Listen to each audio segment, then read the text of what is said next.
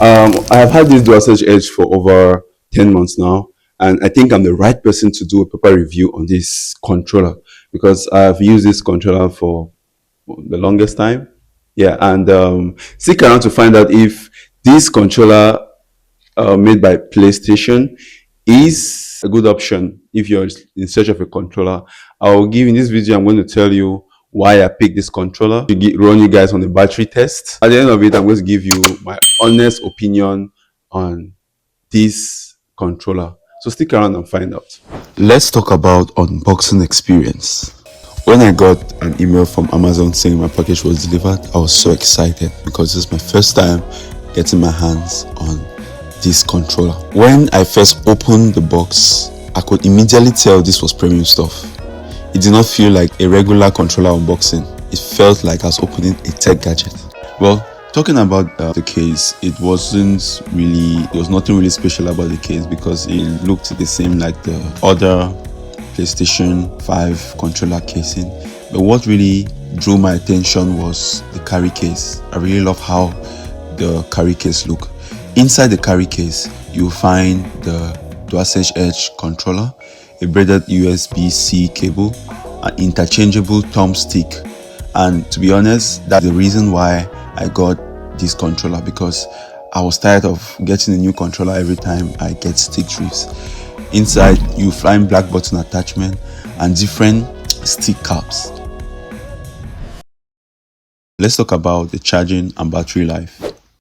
I decided to run the battery test of my own since I've owned this controller for quite some time now, and as you can see, my controller is very low, like it can barely even stay on. So I decided for this video, I decided to use a 3 ampere USB-C charger. Charging is pretty solid. From low to full take roughly 1 hour 30 minutes to 2 hours. In my case, 1 hour 30 minutes to fully and properly charge. Battery life. This is where it is different from the regular DualSense. You get roughly 5 to 8 hours depending on the vibration trigger and what game you are playing. If you are grinding long sessions, especially games like Warzone, FIFA or story mode games, you probably charge it more often than the standard controller. And I understand that this might be a deal breaker to some of you guys because you will not want to have your controller connected to the PlayStation or connected because you want more freedom of movement. Now, here is something that nobody really talks about: cleaning your controller. Don't be nasty, clean your controllers. Brother, what's that?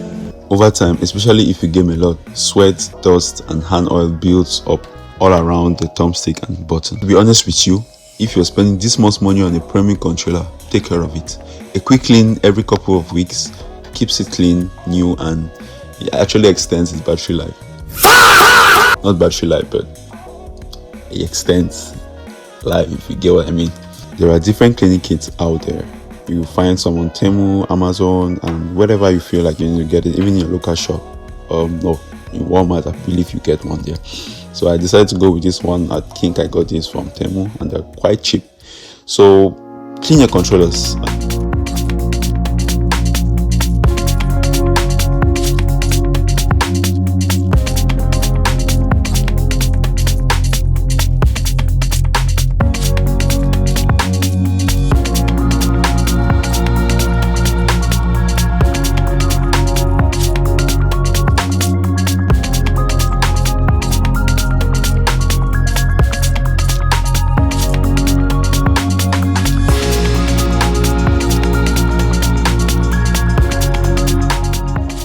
So let's quickly dive into the things I don't like about the controller. First of all, I want to talk about the battery. While the battery life is not really bad, I don't really like it because the controller runs low very quickly, as you heard. Depends on the vibrations and the type of games you play. So a quick tip is you can tune down the volume and just tweak a little things about the controller if you want it to last a little longer. But other than that, yeah, the battery life is not the best. So second thing I don't like about the controller is the pads. Well, not really the pad, but the grips. So where you have the grips, you have this rubber texture, this rubber-like material, which has the PlayStation signs or the different buttons engraved on it. And while it's a good design, when you sweat a lot, like it builds up on the on the rubbery material, and it quickly changes from a white color to a brownish color. Well, I'll say cream. So those are the only few things, and I feel like that changes how the controller looks. Like it changes the cleanness.